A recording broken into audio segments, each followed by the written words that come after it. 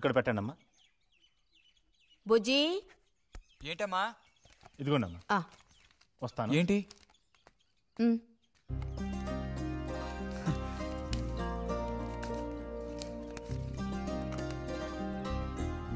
Watch ఏంటి? Telegram వచ్చిందా? కాదు, క్లాస్ వస్తే వీళ్ళ నాన్నగారు వీడికేదో బహుమతి కొనిస్తానన్నారు, అదే పంపించారు. అది సరే, క్లాస్ వచ్చినందుకు వీడికి కాదు వదినా, మీకు ఇవ్వాలి బహుమానం. ఎదురా చూపించు. ఎలా ఉంది చిన్న? Seeko 5 first class watch. చూడమ్మా. చాలా బాగుంది నాన్న. గిన్నెలో నీళ్లు పడుతున్నట్టు సౌండ్ వస్తుంది. బాగుందిరా, ఇదిగో వేసుకో. వెళ్దామా?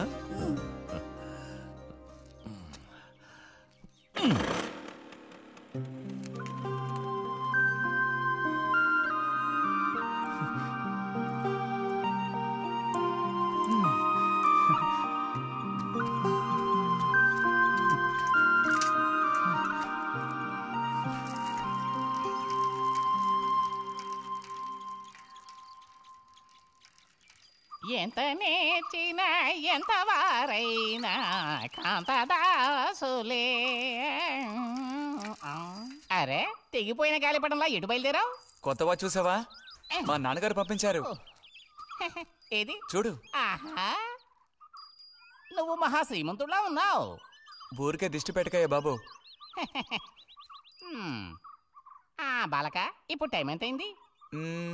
10:30 ఓహో, సరే బయలుదేరి. ఇంకా చూపించి తీసుకెళ్ళి. పోతే అనుకున్నట్టే ఆ భస్మం పనిచేసింది. పాపం, అనుభవించే యోగం నీకు లేదు. యోగం ఉన్నవాడికి దక్కబోతోంది. అర్థం కాలేదా? పిల్లని చూడటానికి వచ్చారు.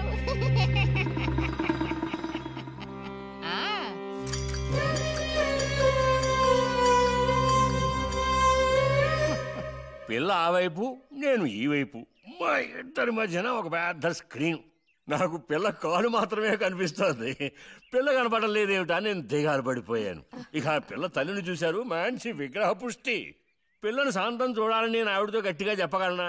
పిల్ల తాలూకు ఏదో ఒక అవయవం చూపిస్తామని వాళ్ళ అమ్మంది. దాన్ని బట్టి పిల్ల రూపురేఖలు మనం ఊహించుకోవాలి కాబోలు. పిల్ల ఏ అవయవం చూపించమంటారని మళ్ళీ వాళ్ళ అమ్మ అడిగింది. నేను అలా ఆలోచించి చూశాను. పిల్ల కాలు మాత్రం చూపిస్తే చాలండి అని నేను వాళ్ళ అమ్మతో చెప్పాను. కారణం, శ్రీరాముడు సీతాదేవిని చూడడానికి వెళ్ళినప్పుడు దశరథుడు కూడా ఇలాంటి ప్రశ్నే వేసేట. ఆ రోజు శ్రీరాముడు చెప్పిండే నాకు గుర్తొచ్చింది. నేను ఆ సమాధానం చెప్పాను. అవన్నీ ఆ కాలంలో మాటలు అనుకోండి.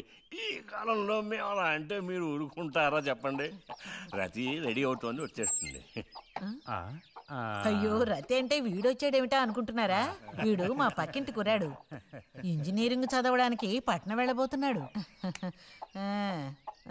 మంచి కుర్రాడు, ఉంచిందా లేస్తాడు, సిగ్గెక్కువ.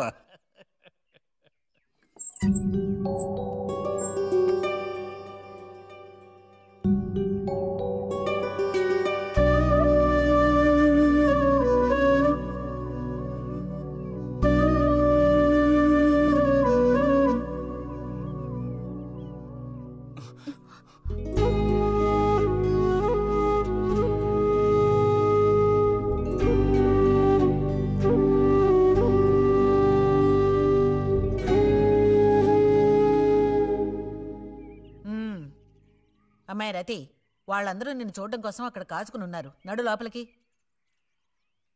వాళ్ళు వచ్చింది నన్ను చూడ్డానికి అదే, నిన్ను చూడ్డానికి. నడు లోపలికి. ఏంటే చోద్యం చూస్తూ నిలబడ్డావు? అడు తిరుగో. మనిషికో మాట, గుడ్డుకో దెబ్బ అంటారు.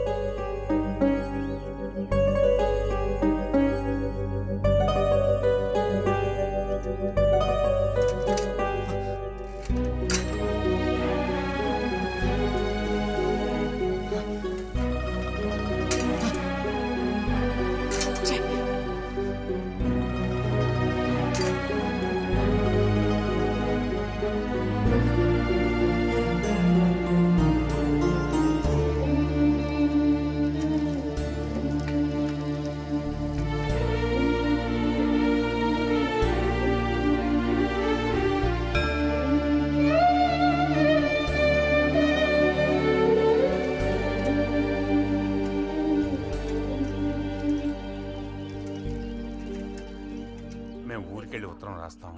అలాగే అలాగే వెళ్ళొస్తామండి. మంచిది, వెళ్ళిరండి.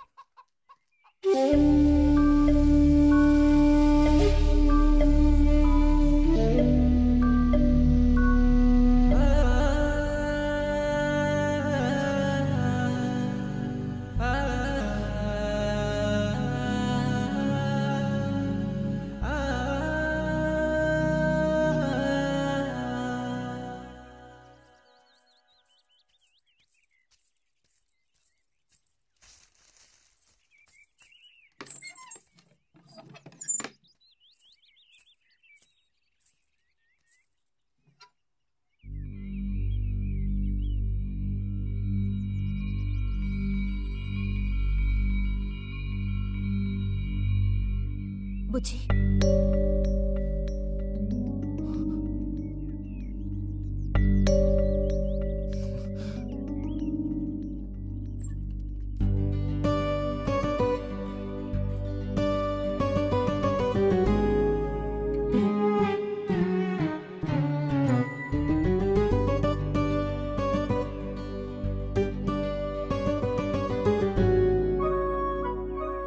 వాళ్ళ పెళ్లి చూపులకు వస్తే నీకెందుకు నా మీద కోపం?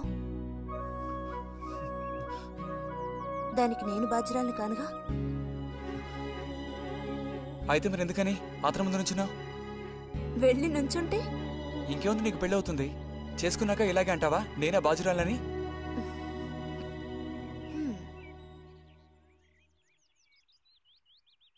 సావిత్రి, రెండోదినా, ఇదిగో మా అన్నయ్య నీ ఇల్లు నవ్వులుతున్నాడు గాని నీకు చెప్పడానికే నాకు మాత్రం ఆ అబ్బాయి బాగా నచ్చాడు. వాళ్ళు అసలు అమ్మాయికున్న సర్పదోషం గురించి పట్టించుకోనే లేదు. ఏదో ఉన్నంతలో అమ్మాయికి ఏ కొరత రాకుండా చూసుకునే స్తోమత ఉంది కదా. అదుంది. మరి అప్పుడైతే ఇక దేని గురించి ఆలోచించక్కర్లా. వచ్చిన అతనికి నువ్వు నచ్చావా? నచ్చుండొచ్చు. అతను నీకు నచ్చాడా? ఎవరు? వచ్చిన అతను నచ్చలేదు. ఇష్టం లేని వ్యక్తితో నువ్వెలా కాపురం చేయగలవు? అలాంటి అతన్ని ఎందుకు పెళ్లి చేసుకోవడం? ఎవరన్నారు నేను అతన్ని పెళ్లి చేసుకుంటానని? చేసుకోవా? చెప్పు, చేసుకుంటావు లేదా?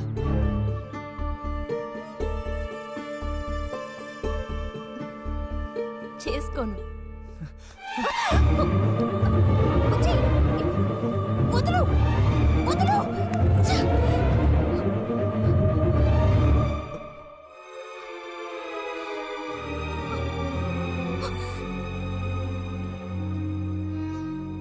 ఇంటికి పదవే.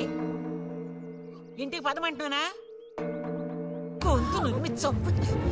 సిగ్గులేదా? ఓ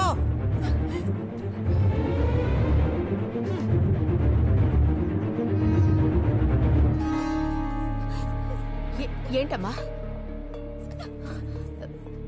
ఏమైంది వదినా? నీ సుపుత్రుని అడుగు. ఇలా చూడు, ఇవాళతో అన్ని తెగిపోయాయి. నా కూతురు నేను అదుపులో ఉంచుకుంటాను. నీ కొడుకు గనక మళ్ళీ నా గడప తొక్కాడో తర్వాత ఏం జరుగుతుందో నాకే తెలీదు.